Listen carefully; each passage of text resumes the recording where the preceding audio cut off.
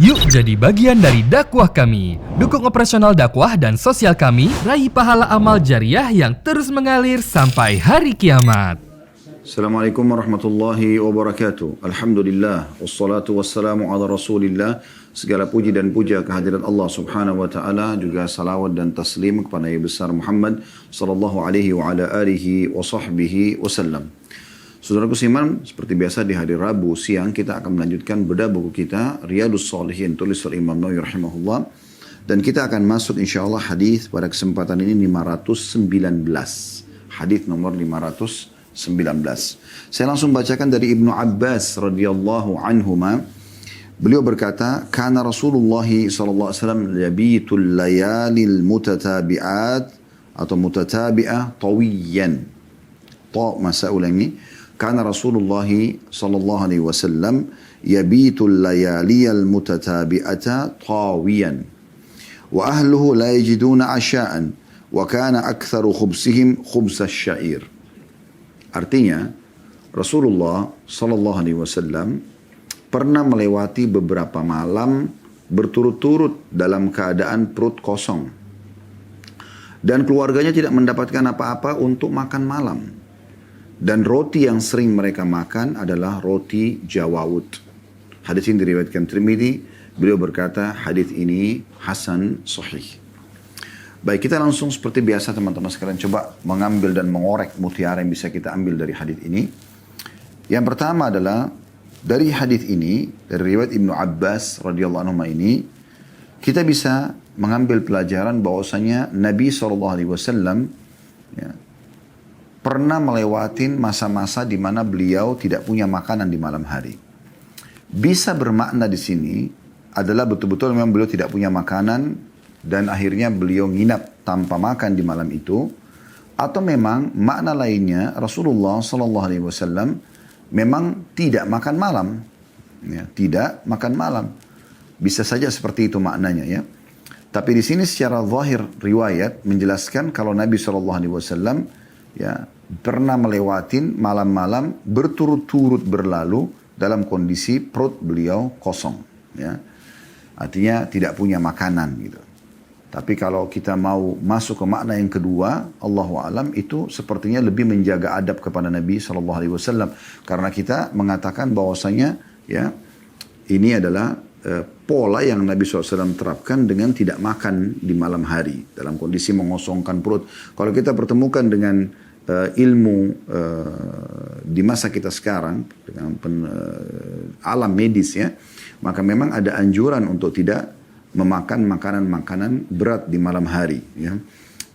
Dan ini tidak lebih dari jam 6 sore misalnya. Ini bisa bermakna ke situ, ya. Kemudian yang kedua, dikatakan dan keluarganya tidak mendapatkan apa-apa untuk makan malam.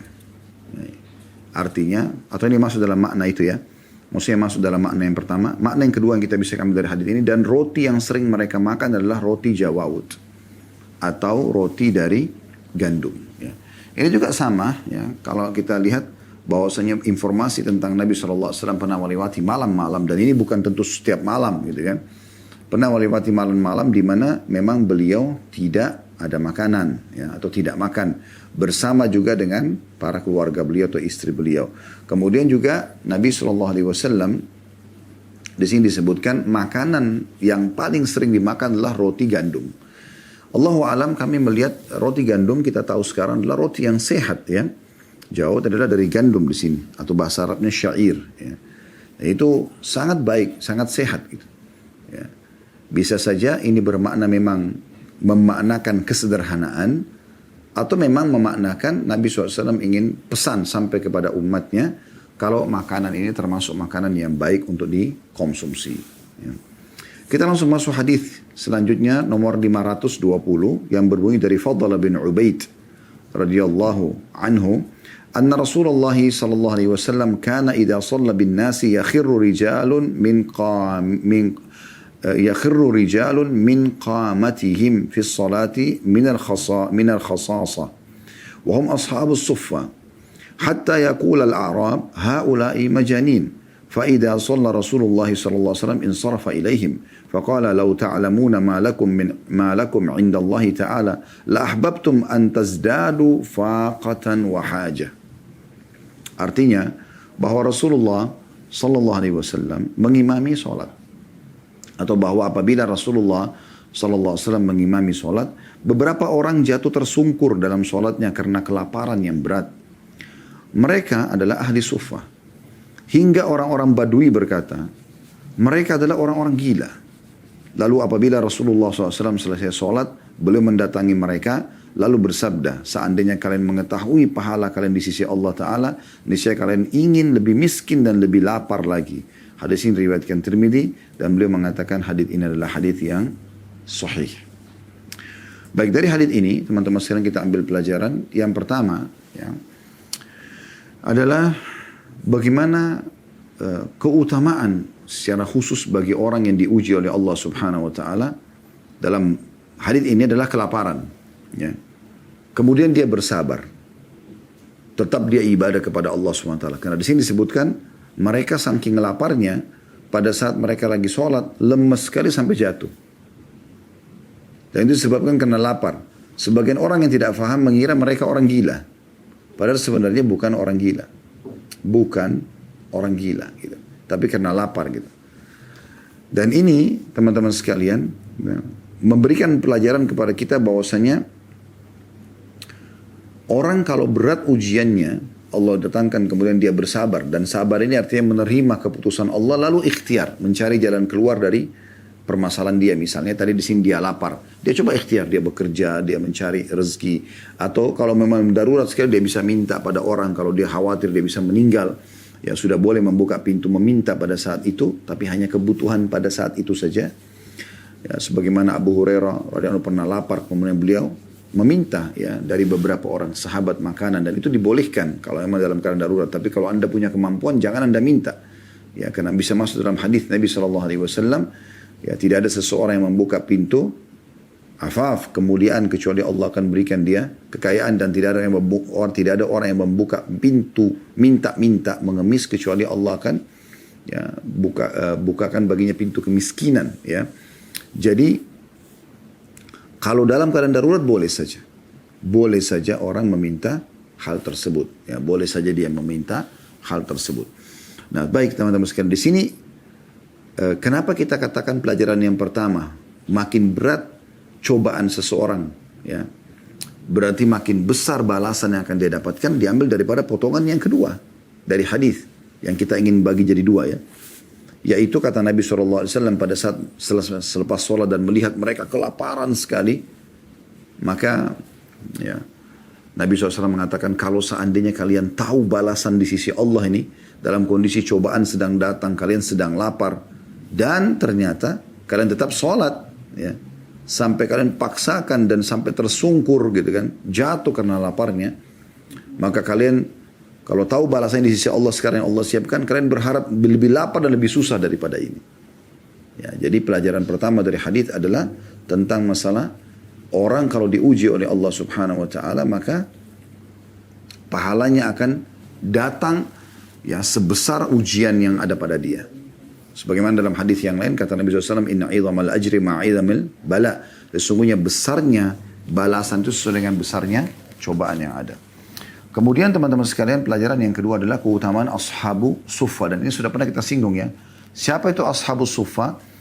Orang-orang para sahabat Nabi yang miskin, yang memang tinggal di bawah naungan Nabi SAW, sekaligus mereka menuntut ilmu. Jadi di belakang rumah Nabi SAW itu ada sebuah lokasi bisa nampung kurang lebih 300 orang. Nah, disitulah mereka tinggal, dikenal dengan ashabu suffah. Ashabu suffah. Dan mereka ini memang tiap hari hidupnya melalui Nabi SAW. Dan juga dari orang-orang yang mau bersedekah, ada di antara sahabat-sahabat memang yang mau bersedekah. Mereka datang, mereka membawa makanan dan sedekah mereka ke orang-orang miskin ini. Jadi sudah ada tempatnya gitu, ditampung ya. Kemudian pelajaran yang ketiga, suatu amalan yang baik sekali kalau ada seseorang yang Allah lapangkan bagi dia rezeki, maka dia menyiapkan wadah ya, dan memenuhi kebutuhan orang-orang miskin. Nah, Sebagaimana sabda Nabi SAW dalam hadis lain, as-sa'i 'alal armala wal masakin kal mujahid fi sabilillah. Orang yang sengaja mencari dan memenuhi kebutuhan para janda dan orang-orang miskin, maka dia seperti orang yang berjihad di jalan Allah. Ya, tentu di sini dalam makna positifnya. Dia mencari janda ini bukan mencari untuk melakukan kemaksiatan, tapi maksudnya memang orang-orang yang susah. Tidak ada penaungnya, punya anak beberapa orang, kumpulin makanan dari sampah. Nah mereka-mereka ini kalau sengaja kita mencari tahu di mana mereka lalu kita menjadi donatur tetap bagi mereka, maka ini ada keutamaan tersendiri. Termasuk juga orang miskin. Dan Sa'ad bin Ubadah radhiyallahu anhu, sahabat Nabi yang mulia terkenal kaya raya di Madinah, setiap hari dia selalu mengirim nampan makanan untuk Nabi SAW dan keluarganya, dan juga nampan makanan, jadi maksudnya nampan yang besar, itu juga yang memenuhi kebutuhan para sahabat yang ada di Suffah itu sendiri. Kemudian pelajaran yang keempat adalah tidak bolehnya seseorang itu mencela orang lain. Jangan buru-buru menilai orang. Seperti contoh kasus, di sini ada beberapa orang Badui yang sholat, begitu melihat ada sahabat ini jatuh tersungkur karena kelaparan, mereka langsung vonis ini orang gila. Padahal sebenarnya bukan begitu. Dan Nabi SAW memperdengarkan perkataan beliau kepada orang-orang Badui itu juga. Sambil mendatangi selepas sholat langsung orang-orang tersungkur ini, ya, dan mengatakan di depan semua orang, kalau kalian tahu berapa besar pahala yang Allah berikan kepada kalian, maka kalian berharap lebih lapar dan lebih susah daripada ini. Nah ini maknanya teman-teman sekalian, berarti ya tidak boleh seseorang langsung menilai orang lain itu buruk. Mungkin dia lebih baik di sisi Allah Subhanahu Wa Taala. Setiap kali Anda melihat ada orang di depan mata Anda itu lebih tua, Anda mengatakan orang ini lebih banyak amalnya kan lebih tua daripada saya. Kalau orang lebih muda, Anda bisa katakan dalam diri Anda sendiri supaya Anda tidak anggap remeh orang misalnya. Anda bisa mengatakan orang ini lebih muda dan pasti dia lebih sedikit dosanya. Sehingga Anda selalu introspeksi diri. Ini pelajaran penting yang diambil daripada hadis ini. Ada 4 pelajaran ya. Kita pindah ke hadis selanjutnya, hadis nomor 521. Berbunyi dari Abu Karim al-Mikdan bin Ma'di Karib radhiyallahu anhum. Beliau berkata, saya mendengar Rasulullah sallallahu alaihi wasallam bersabda, ma mala'a adamiyyun wi'an syarran min batnih bihasbi ibni adama uqulatun yukimna sulbah. Fa in kana la mahala fa thuluthun li ta'ami wa thuluthun li syarabi wa thuluthun li nafsi. Hadis ini riwayat Tirmidzi dan beliau mengatakan hadis ini adalah hasan. Terjemahannya, tidaklah seorang anak Adam mengisi suatu wadah secara penuh yang lebih buruk daripada perutnya sendiri. Cukuplah bagi anak Adam beberapa suap makanan yang dapat menegakkan tulang punggungnya. Jika memang harus lebih dari itu, maka sepertiga untuk makanannya, sepertiga untuk minumannya, dan sepertiga lagi untuk nafasnya. Dari hadis ini kita ambil pelajaran teman-teman sekalian bahwasanya yang pertama, seseorang harus mengontrol ya, makanan yang dia isi ke perutnya. Minuman yang dia isi ke perutnya. Ya. Ini peringatan dari Nabi SAW. Sampai beliau mengingatkan tidak ada wadah ya, yang lebih buruk yang diisi oleh anak Adam dibandingkan perutnya. Maksudnya kalau orang terus-menerus mengisi tanpa stop. Ada orang begitu subhanallah. Baru makan main course yang berat, nasi, lauk, segala macam daging, makan. Habis itu makan lagi jenis makanan yang berbeda dengan seluruhnya karbohidrat. Padahal dia sudah kenyang. Makan lagi dessertnya sekian banyak gitu. Sampai akhirnya dia pun susah berdiri, dia pun susah bernafas. Hasan Basri menggambarkan orang seperti ini.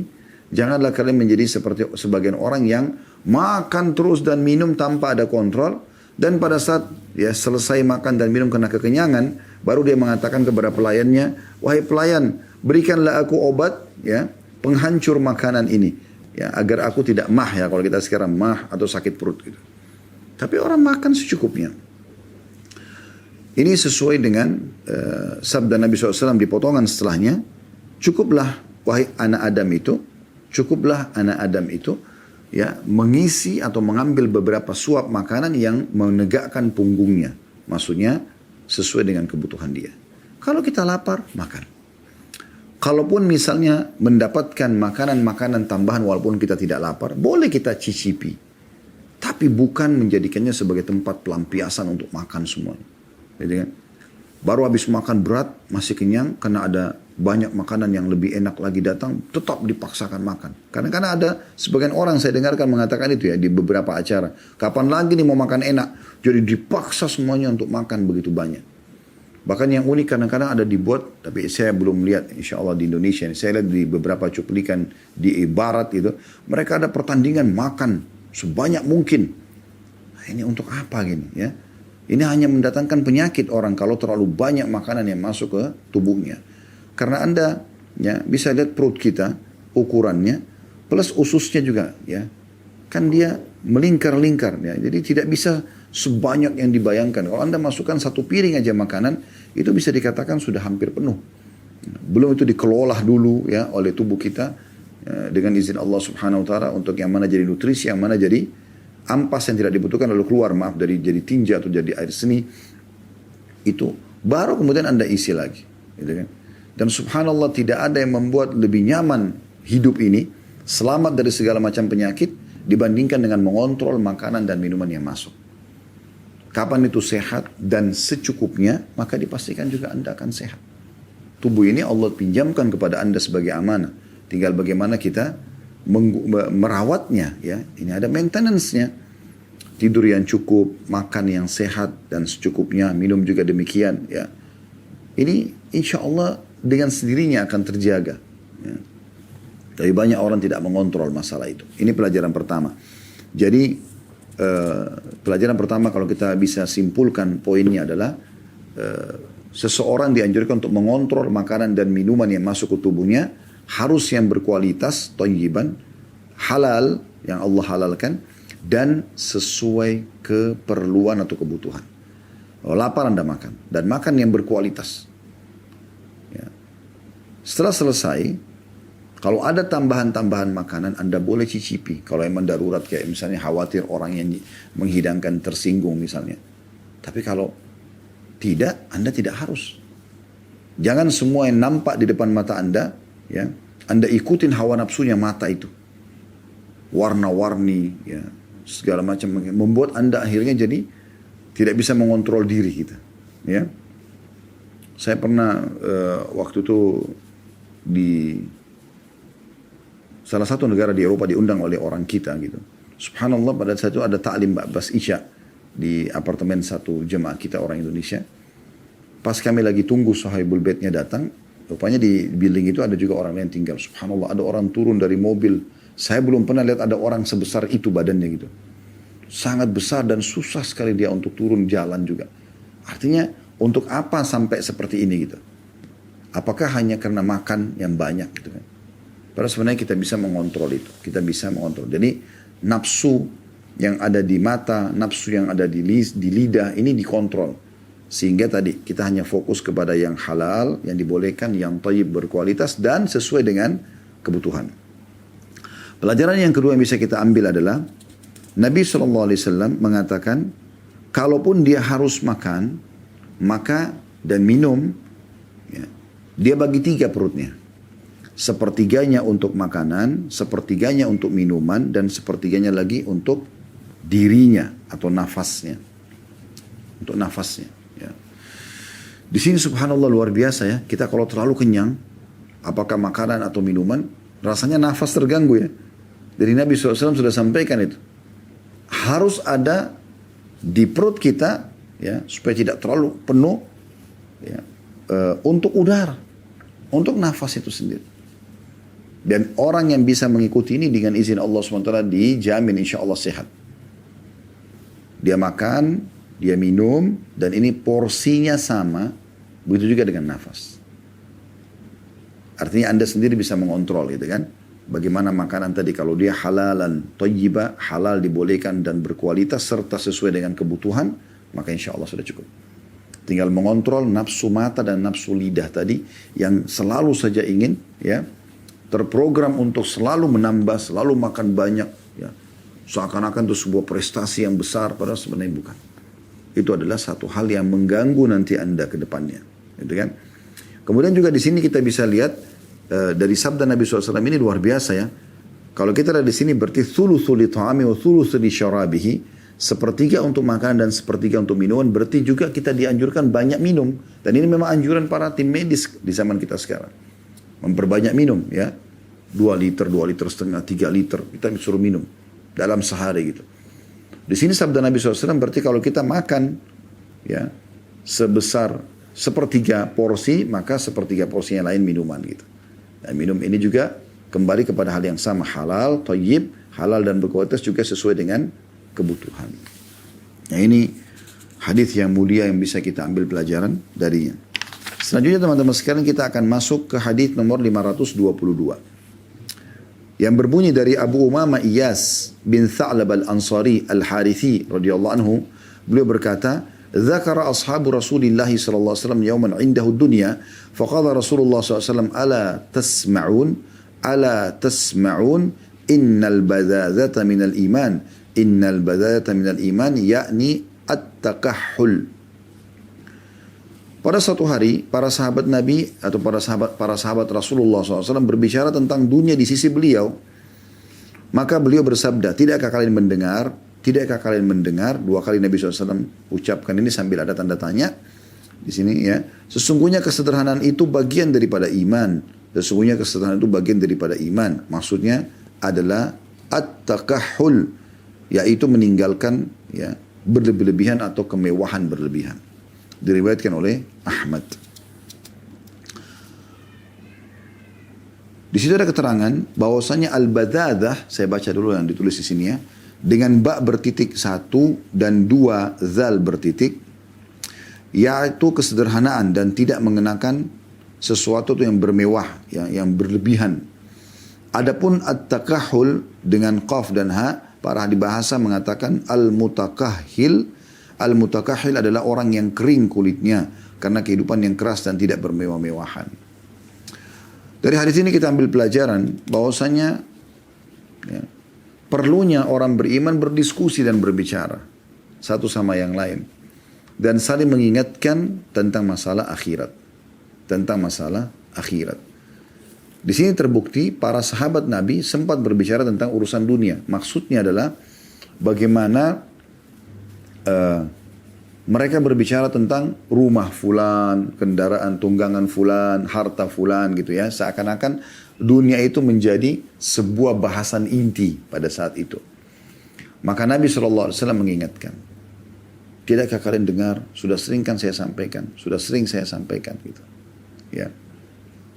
Maka pada saat itu Nabi SAW mengatakan, ketahuilah bahwasanya kesederhanaan ya adalah bagian daripada iman.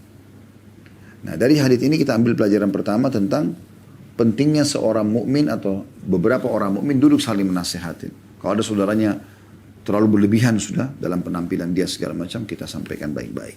Jangan sampai itu menjadi target utamanya. Tentu sekali lagi kami sudah jelaskan di awal bab ini karena kita bahas tentang bab kesederhanaan.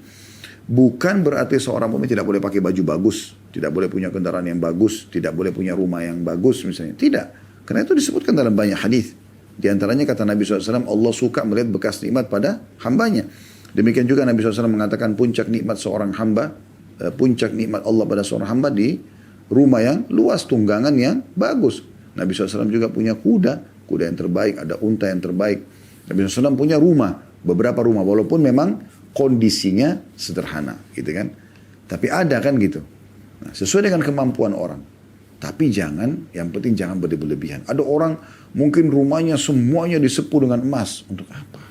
Lebih baik dia emas itu dipakai dibangunkan masjid misalnya buat amal soleh dia, gitu kan. Contoh. Tapi dia boleh punya rumah yang nyaman buat dia. Karena memang tinggal di rumah sendiri itu bagian daripada ibadah. Ya. Banyak hadis yang menjelaskan masalah itu ya. Bahwasanya engkau tinggal di rumahmu, ya, sehingga orang selamat dari keburukanmu dan kau juga selamat dari keburukan orang lain, itu bagian daripada perintah Nabi SAW. Dan corona kemarin sudah mengajarkan kepada kita masalah itu. Bagaimana kita lebih banyak menghabiskan waktu di rumah bersama keluarga dan banyak hal-hal yang manfaat yang bisa kita kerjakan. Ya. Kemudian pelajaran yang kedua bisa diambil adalah bahwasanya kesederhanaan dalam arti kata tidak berlebihan di sini adalah bagian daripada iman. Memang orang-orang beriman seperti itu keadaannya. Mereka terlihat lebih sederhana, ya. Kemudian juga Sederhana ini bukan berarti kumuh ya. Bukan berarti kumuh. Karena tidak boleh orang kumuh dalam Islam. Pernah ada seorang sahabat, dia masuk ke masjid dalam kondisi kumuh. Kelihatannya seperti itu. Maka Nabi SAW bertanya, apa kau punya harta? Dia bilang, ada ya Rasulullah. Nabi tanya, apa hartamu? Dia sebutkan, ada unta, ada domba. Dan beberapa yang lain, kata Nabi SAW, kalau begitu mana bekas nikmat Allah pada dirimu? Bukan berarti kita harus tampil kumuh, pakai sendal yang putus, pakaian yang kotor, sobek-sobek, karena ini kita disuruh hidup sederhana. Bukan begitu. Ya, sederhana itu bukan berarti kumuh. Tapi sederhana itu adalah tidak berlebihan. Itu maksudnya. Tidak berlebihan. Ya. Kita melanjutkan hadis selanjutnya, saudaraku seiman, yaitu hadis nomor 523. Saya langsung bacakan saja dari Abu Abdullah di sini tulisannya. Abu Abdullah Jabir bin Abdullah radhiyallahu anhuma. Beliau berkata, ba'athana Rasulullah SAW wa ammara alaina Aba Ubaidah radhiyallahu anhu. Natalaqqa 'iran li Quraisy wa zawwadana jiraban min tamrin lam yajid lana ghairah. Fakana Abu Ubaidah yu'tina tamratan tamra. Fakhila kaifa kuntum tasna'una biha? Qala namassuha kama yamassu as-sabi thumma nashrabu 'alayha min al-ma' fatakfina yawmana ila al-layl. وكنا نضرب بإسينا الخبط ثم نبله بالماء فنأكله.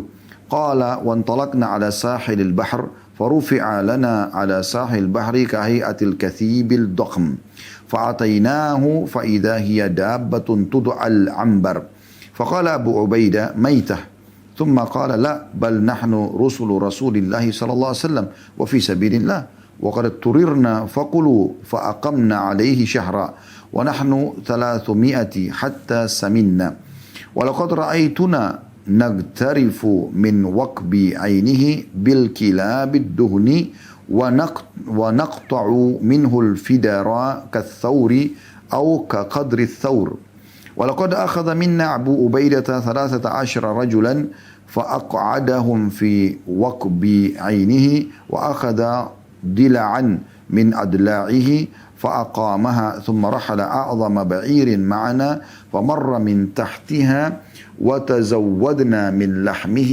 وشائق فلما قدمنا المدينة أتينا رسول الله صلى الله عليه وسلم فذكرنا ذلك له فقال هو رزق أخرجه الله لكم فهل معكم من لحمه شيء فتطعمون فأرسلنا إلى رسول الله صلى الله عليه وسلم منه فأكله.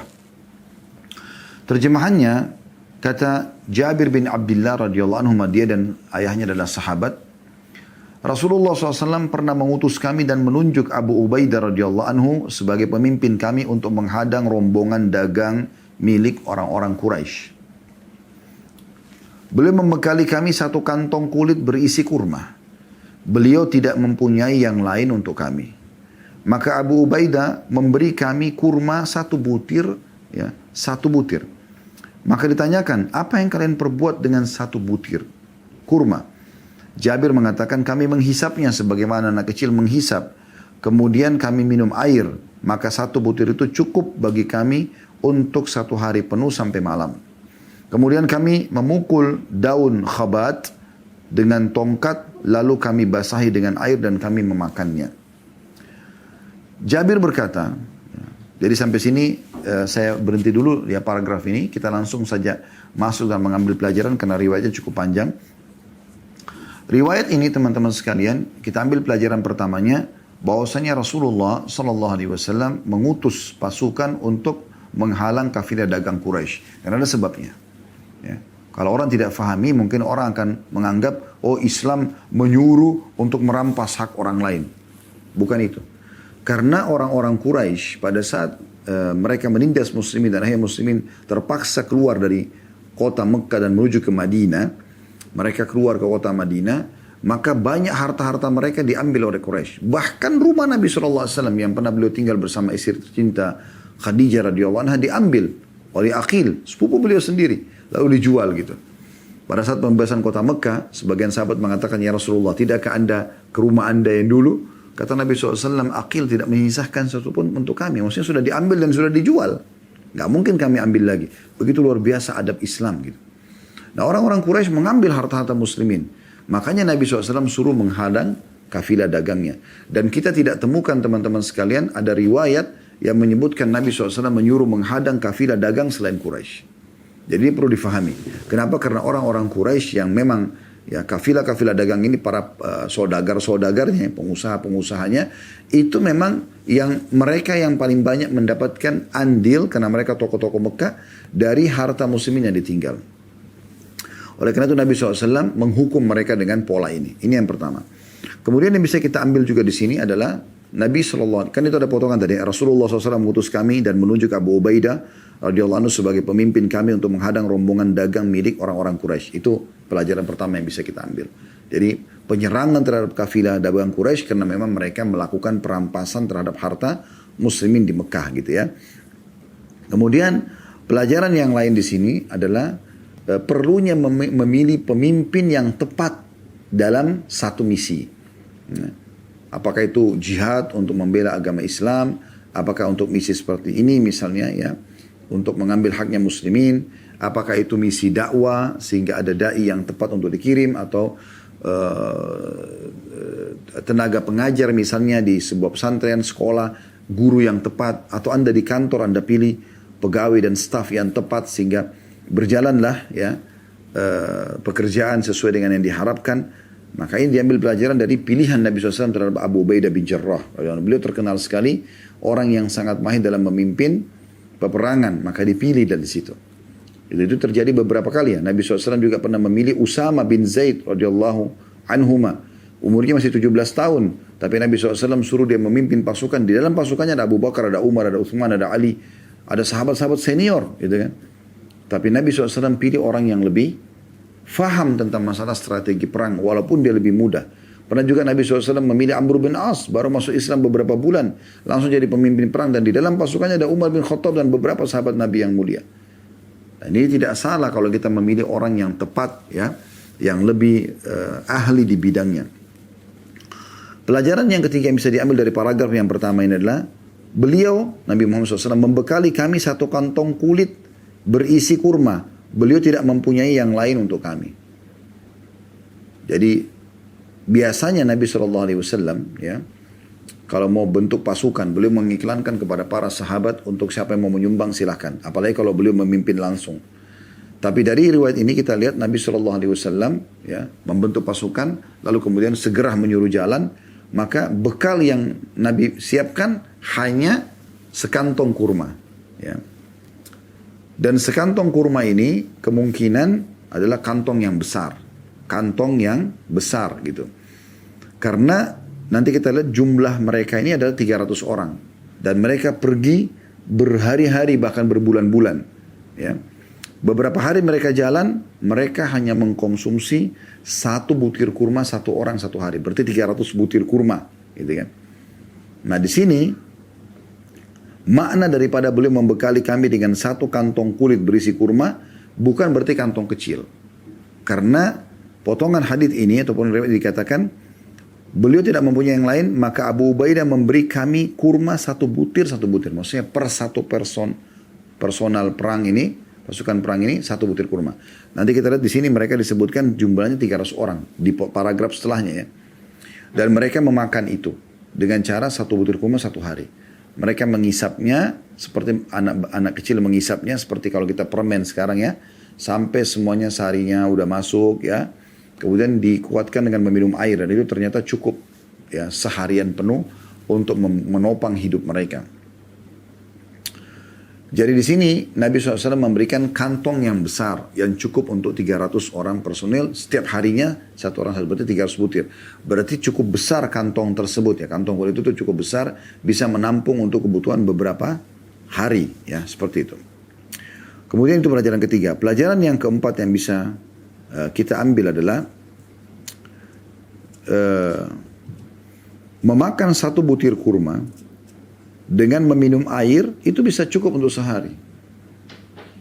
Bisa cukup untuk sehari. Ya. Asal seseorang itu ya dalam keadaan seperti ini ya. Bukan berarti Anda kalau lagi di kota lagi tenang, bukan lagi terdesak ya. Terus Anda paksakan makan cuma 1 butir kurma, mungkin Anda akan kelaparan. Tetapi dalam kondisi-kondisi seperti ini, bisa Anda jadikan solusi kurma sama air putih. Kurma sama air putih. Sayangnya, kita ini masih jarang melihat keajaiban Allah SWT pada kurma. Kenapa kita pada saat buka puasa, di saat kita sudah seharian penuh puasa, anjuran pertama adalah makan kurma. Bahkan kurma lebih dulu daripada air putih. Begitu disebutkan dalam riwayat. Nabi SAW mengkonsumsi rutab atau kurma yang basah. Kalau tidak ada baru kemudian minum air putih. Ya. Itu dia dengan air putih ini, tapi kurma lebih dulu. Dan juga ada hadis Nabi SAW yang berbunyi, sebaik-baik makanan kalian pada saat buka puasa adalah kurma, sebaik-baik makanan untuk kalian pada saat sahur adalah kurma. Berarti kurma ini punya sesuatu nilai gitu. Dan kalau kita lihat ayat-ayat Al-Quran yang menyebutkan tentang pohon-pohon di surga, umumnya tidak lepas dari nakhl, pohon kurma. Pohon kurma. Di surga pun ada kurma gitu. Ya. Walaupun tentu beda rasa, beda rupa, ya. Cuma sama nama saja. Karena disebutkan dalam beberapa riwayat kurma di surga itu satu buahnya seperti tempayan, satu buahnya, gitu kan. Lebih putih daripada susu, lebih manis daripada madu, dan lebih lembut daripada buih. Beda, tapi namanya kurma. Cuma kurma ada, gitu kan. Kurma ada. Waktu Maryam alaihissalam mau melahirkan dan beliau lemah di bawah sebuah pohon kurma, Allah SWT mengatakan wahuzzi ilaiki bijaz'in nakhlati tusaqit alaiki rutuban janiyya faquli washrabi. Ya. Al-ayat artinya, hai Maryam, goncangkanlah pohon kurma yang ada di sebelahmu yang kau bersandar, maka akan jatuh kepadamu rutab, kurma yang matang, gitu kan. Maka makan dan minumlah. Jadi disuruh makan kurma itu dengan minum. Padahal wanita pada saat mau melahirkan ini butuh energi kan. Gitu. Tapi kurma sama air putih. Fakuli washrabi. Makan dan minumlah. Itu yang Allah siapkan buat Maryam. Padahal sebenarnya Allah bisa siapkan buat Maryam alaihissalam di saat itu. Makanan langsung siap saji. Ya. Bukankah Maryam alaihissalam dalam surah Imran digambarkan waktu Nabi Zakaria masuk ke dalam ruangannya, di kamarnya, ditemukan ada makanan. Sebagian ahli tafsir mengatakan ada buah-buahan yang tidak ada di Palestina pada saat itu. Apa kata Zakaria alaihissalam? Ya Maryam, anna laki hadha. Wahai Maryam, dari mana kau dapatkan ini? Tidak ada di Palestina buah-buahan ini, unik gitu. Di mihrabnya, di tempat dia sholat gitu. Maka apa kata Maryam? Qalat huwa min indillah. Inna Allah yarzuqu ma yasha' bighairi hisab. Inna Allah yarzuqu ma yasha' bighairi hisab. Ini dari sisi Allah. Allah memberikan rezeki kepada siapapun yang dia inginkan tanpa ada hitungannya. Berarti Allah bisa memberikan makanan jadi. Bukankah surah Al-Ma'idah dalam Al-Quran, surah nomor 5. Al-Ma'idah artinya makanan sajian, ya, yang turun dari langit, dari surga, yang sudah jadi, yang dimakan oleh Isa alaihissalam dengan Hawariyun, orang-orang yang menjadi persahabat setianya untuk untuk menguatkan keimanan mereka. Itulah Ma'idah, ya. Makanya di akhir surah Al-Ma'idah Nabi Isa mengatakan, Allahumma anzil aina ma'idatan minas sama'. Ya. Ya Allah, turunkanlah makanan yang jadi siap saji buat kami dari langit. Dan Allah turunkan. Makanya dikekalkan surah Al-Ma'idah. Berarti bisa kan? Tapi Allah subhanahu wa ta'ala memberikan pelajaran kepada kita. Maryam yang begitu butuh energi dan mau melahirkan ini, tanpa ada orang yang bantu lagi gitu kan, disuruh konsumsi kurma sama air putih. Air. Ya. Kurma ini luar biasa gitu. Jadi kalau bisa kita jadikan sebagai makanan sehari-hari. Dan bukankah Nabi SAW mengatakan siapa yang mengkonsumsi ajwa Madinah, ya, dalam riwayat lain awali, ya, wilayah awal di Madinah, 7 butir di pagi hari tidak akan pernah dikena oleh, ya, racun dan sihir. Corona ini, ya, sihir, kejahatan orang-orang yang hasad dan tidak suka sama kita, hilang dengan makan 7 butir kurma di pagi hari. Coba. Kenapa luput dari kita? Ini pelajaran penting ini. Dan ternyata di sini ada metode yang diajarkan dengan cara diisap kurma itu. Jadi bukan buru-buru dihabisin, ya, dimakan, diisap, dinikmati kurma itu. Ini pelajaran yang keempat yang bisa kita ambil gitu. Kemudian kita lanjutkan paragraf selanjutnya. Ya. Jabir berkata, dan kami melintas di pinggir pantai. Tiba-tiba di tepi laut ada sebuah gundukan seperti gundukan pasir yang besar. Kami segera menghampirinya, ternyata itu adalah ikan laut besar yang disebut dengan ambar. Maka Abu Ubaidah berkata, itu adalah bangkai. Kemudian dia berkata lagi, tidak, kita adalah utusan Rasulullah SAW dan berjuang di jalan Allah, dan kalian dalam keadaan terpaksa, maka makanlah. Maka kami bertahan di situ selama 1 bulan. Dan jumlah kami sebanyak 300. Nah ini perhatikan, jumlah yang disebutkan ya, 300 orang. Dan jumlah kami adalah 300 orang. Sampai kami menjadi gemuk. Saya masih ingat waktu kami mengambil lemak dari kelopak mata ikan itu dengan beberapa timba besar. Lalu kami memotongnya beberapa potong sebesar lembu dan seukuran lembu. Abu Ubaidah telah mengambil 13 orang dari kami lalu mendudukkan mereka dalam kelopak mata ikan itu.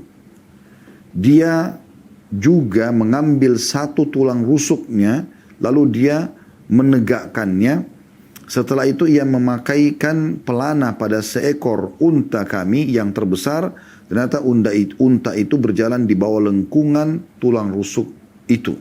Dan kami berbekal dengan dagingnya dalam bentuk potongan-potongan yang didendeng.